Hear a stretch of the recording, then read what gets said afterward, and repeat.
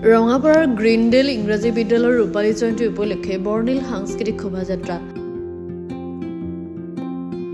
এক ভাৰত শ্ৰেষ্ঠ ভাৰত প্ৰতীক লৈ শোভাযাত্ৰা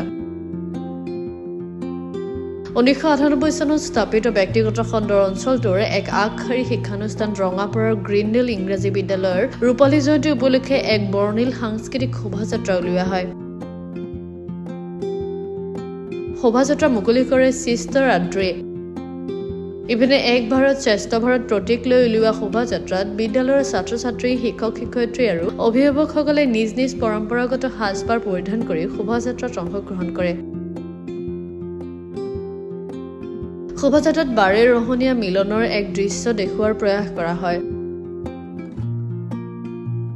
বিভিন্ন জাতি-জনগোষ্ঠীৰ মিলনভূমি ৰঙাপাৰাত অসমীয়া, বড়ো, বেংগলী, গোৰ্খা, শিখ, বিহাৰী, অৰুণাচলী, ৰাভা, মিচিং, মাৰোৱাৰী, মুছলিম, আহোম, কছাৰী, কেৰেলা আদি লোকৰ সাজপাৰৰ লগতে কৃষ্টি, সংস্কৃতি আৰু সভ্যতাৰ প্ৰদৰ্শন কৰা হয়।